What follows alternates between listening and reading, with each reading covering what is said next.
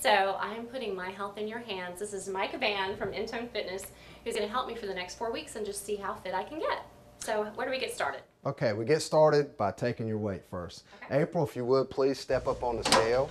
I won't tell you the number, but it is not great. After some measuring, squeezing, and calculating, Mike told me I need to lose about 15 pounds and get my body fat down to about 25% to be in an ideal range for my age. I'm in my 30s now, and I feel like it's a lot harder to lose weight, but is it all in my head? When you get older, is it harder to lose weight? April, yes, it tends to be. Don't you wish you were back in your 20s again? Yes. How easy, you never had to work out. All you had to do was just go here, go there, and never worried about it too much. But as you get in your 30s, especially, and 40s, your metabolism tends to slow down. Plus, since I have been an athlete or active most of my life, Mike says I've reached a plateau. You want to lose 10, 15 pounds. It's a lot harder for you, especially if you've been working out for a while. What you've done is reach what we call a plateau. And the way to overcome a plateau is to try different types of exercises. His advice, start slow and try new things. Make sure you're doing exercises right. Condition your body first, because you can't run a marathon in one day.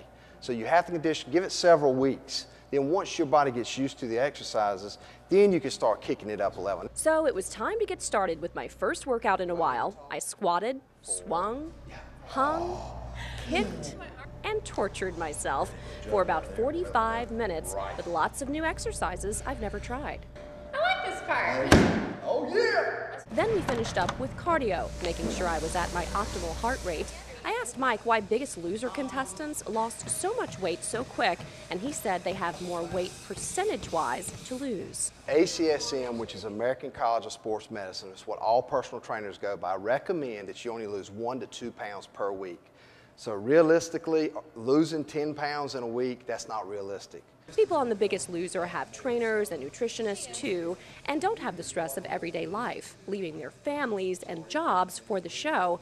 But Mike says it's best to never become obese. If you're 20, 30, 40, 50, 60 pounds overweight, you're more prone to diabetes, osteoporosis. A good reminder for me to get back to a healthy weight, one step at a time.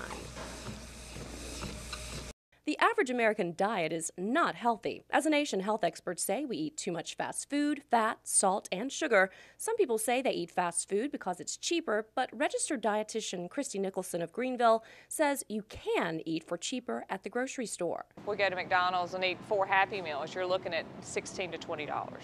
You know, where you can go buy chicken breast, broccoli, salads. I mean, you could buy quite a few things for $20 and feed probably more than 4. But it's called fast food for a reason. It does save time. It is hard to have meals done, homework done, and be in bed at a reasonable hour. So if you can kind of pre-plan your meals or prep, you know, for the week to come. Nicholson says it is worth preparing fresh meals for the week, especially if you're trying to lose weight. She says write down everything you eat. I know no one likes the food journal, but the food journal is key.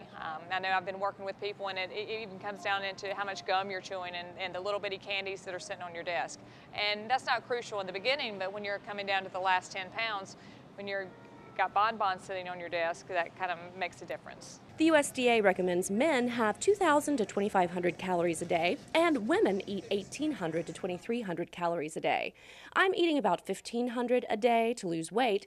Nicholson said never eat less than 1,200. It's the minimum needed, and starving yourself only messes up your metabolism.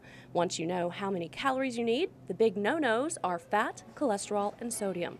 The dietary guideline is 1,500 milligrams of sodium. So if you eat out per day, so if you eat out at all, you're done. Sodium or salt make you retain water and put you at risk for heart disease and hypertension, but Nicholson says you can flush your system with water. And it will fill you up. If you drink a glass of water before you eat, your stomach is only so big, so you're going to intentionally eat less. It's also just like running a car. Without the gas, you don't really have what you need. So maintaining your hydration status is key. One of the simplest rules of good eating is eat a variety of foods. If you think of color, if you keep the color content there, then you will get most of your vitamins and minerals. Nicholson says the goal is to have 5 fruits and vegetables a day, and frozen or canned vegetables are fine. She says even some frozen dinners are better than fast food, but again, you'll need more water due to high sodium content. Christy says get 25 to 30 grams of fiber a day, but it can be tough. We could only find one type of bread with 5 grams of fiber per slice. It does help with digestion. It does help with cholesterol levels. It will keep you fuller longer. It will help with blood sugar regulation. So there's a lot of benefits to the fiber. Another good tip when reading labels, keep it simple. If there's a long label of ingredients like maltodextrin and disodium phosphate, Christy says you want to think twice about eating it. There's 3 ingredients. When you're reading the label and you know the ingredients, you're automatically at a more natural product. Christy says work around your lifestyle and anything in moderation is okay. If you go to a family reunion, or if you go out to eat, or you have Christmas, Thanksgiving, look at your portions. It's not to say that you can't have that food product, it's just you need to look at your portion control. So if you look at it from that standpoint, then you can incorporate just about in anything you want. She says she can give a cookie cutter diet, but it doesn't work because as soon as someone is done, they go back to old habits. She says eat things you like so you don't feel trapped in a diet plan you hate.